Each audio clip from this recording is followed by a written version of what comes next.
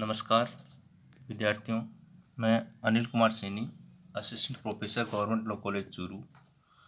आज वीडियो श्रृंखला के अंतर्गत हम LLB पार्ट फर्स्ट का विषय है भारतीय संविदा अधिनियम 1872, जिसे हम संविदा विधि भाग 1 भी कहते हैं।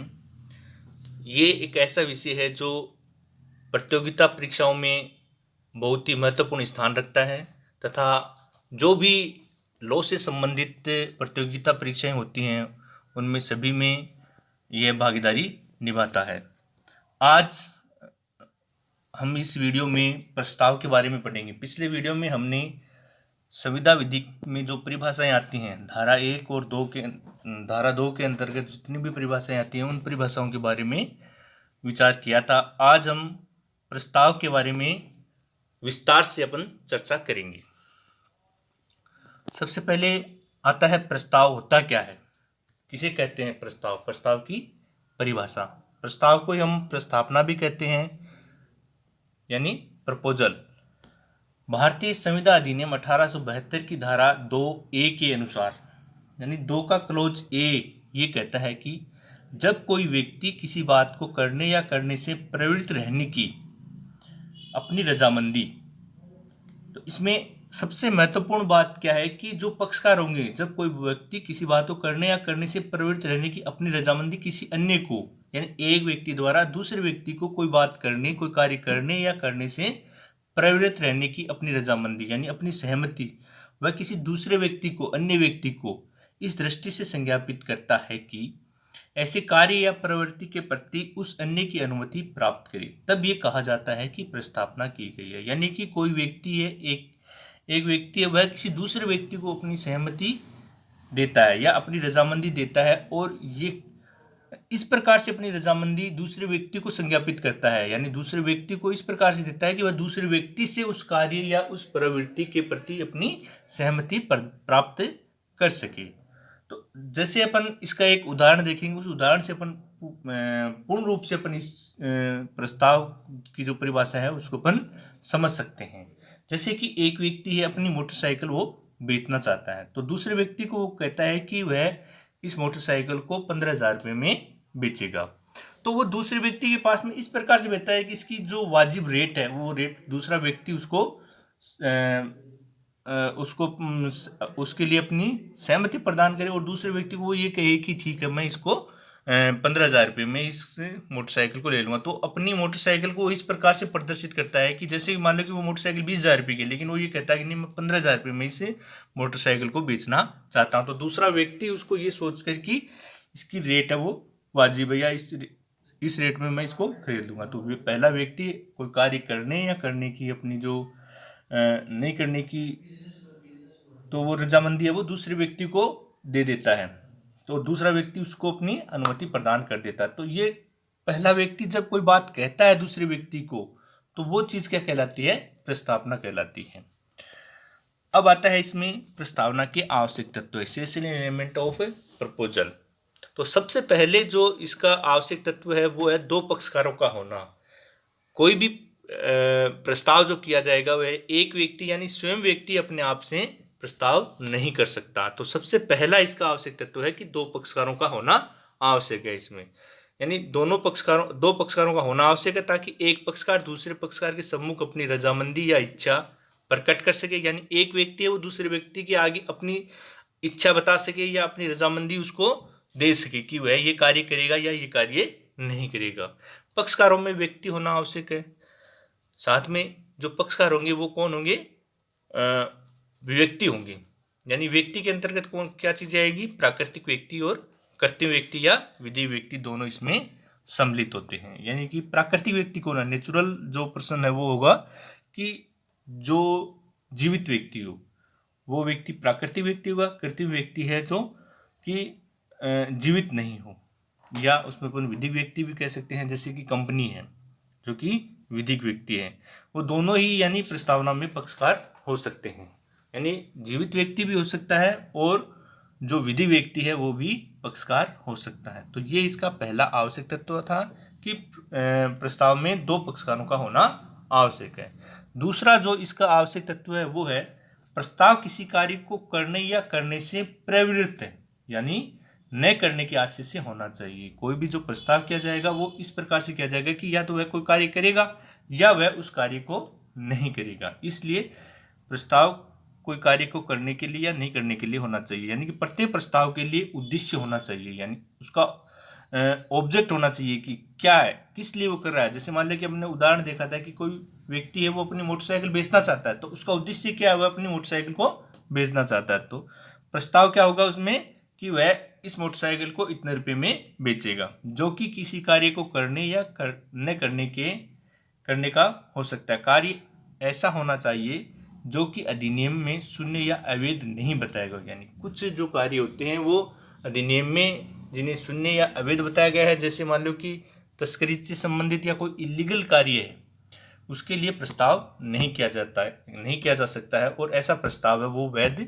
नहीं माना जाता है। यानी कि जो उद्देश्य होगा प्रस्ताव का, कोई भी कार्य जो किया जाएगा या नहीं किया जाएगा वो कार्य वैध होना चाहिए, शून्य उसे घोषित नहीं किया गया हो।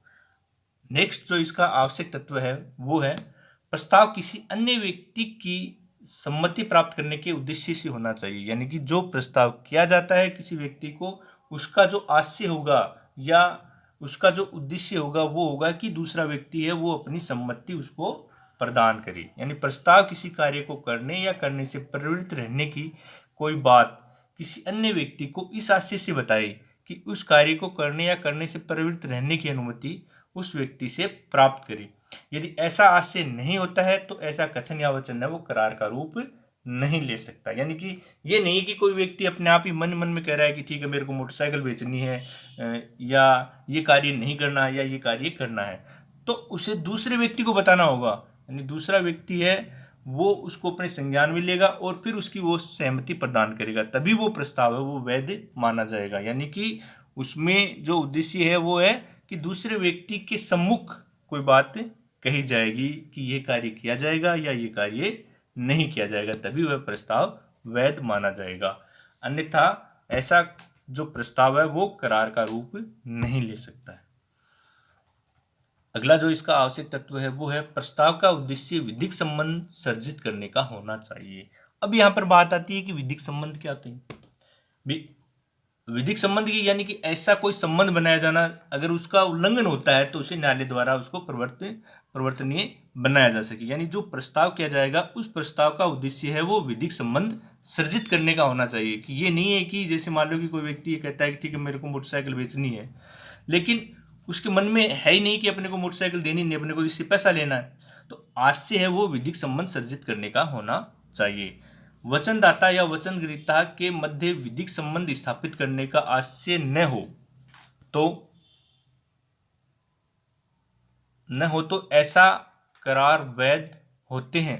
ऐसे करार वैध तो होते हैं लेकिन वो अपरिवर्तनीय माने जाते हैं तथा संविदा का निर्माण नहीं करते हैं। तो यहाँ पर जो बात आती है वो आती है कि प्रस्ताव का जो उद्देश्य है वो विधिक संबंध सर्जित करने का होना चाहिए।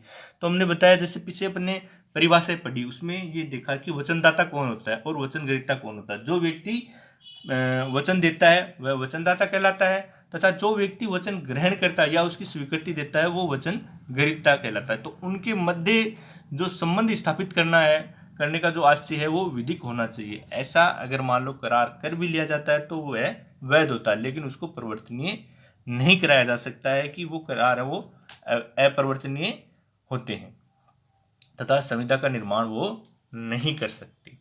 तो इस प्रकार से एक व्यक्ति जब दूसरे व्यक्ति से यदि कोई प्रस्ताव करता है तो उसका जो उद्देश्य है दूसरे व्यक्ति से उसका उद्देश्य वो विधिक संबंध स्थापित करने का होना चाहिए। अगर ऐसा कोई उद्देश्य नहीं होगा तो वहां पर वो प्रस्ताव है वो वैध नहीं माना जाएगा, क्योंकि ऐसा प्रस्ताव है वो प्रस्ताव तो होगा लेकिन उसे परिवर्तनीय नहीं कराया जा सकता। जैसे मान लो कि तस्करी से संबंधित है या कोई ऐसा कार्य है, जैसे कोई चोरी का माल है वो बेचना चाहता है, तो वो प्रस्ताव तो हो सकता है कि हाँ मेरे को ये मोटरसाइकिल मिली है या उसने चोरी करके वो मोटरसाइकिल प्राप्त की है और वह उसको बेचना चाहता है। तो दूसरे व्यक्ति वो कह तो सकता है, करार तो कर सकता है, लेकिन उसको परिवर्तनीय नहीं कराया जा सकता। यानी कि क्योंकि जब भी कोई दूसरा व्यक्ति है उस मोटरसाइकिल को लेगा तो वह उसके कागजात भी लेगा। तो ऐसी स्थिति में यदि वो चोरी की है तो ऐसी स्थिति में उसको वो कागजात है वो वैध नहीं माने जाएंगे और न ही उसमें उन कागजात मोटरसाइकिल को उसके दूसरे व्यक्ति के नाम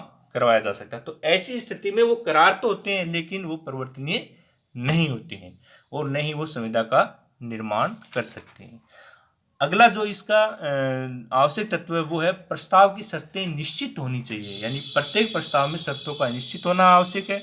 यदि शर्तें अनिश्चित या अस्पष्ट है तो करार का निर्माण नहीं होगा और ऐसे करार शून्य होंगे। तो जैसे इसमें क्या कहा है कि प्रस्ताव की जो शर्तें, जो भी आप शर्तें रखोगे, जैसे मान लो कि आपने मोटरसाइकिल बेचने का किया तो आपने ये कहा है कि ठीक है मैं ये मोटरसाइकिल आपको 1 महीने में आपको सुपुर्द कर दूंगा, आप मेरे को इतने दिन में ये पैसे दे देना।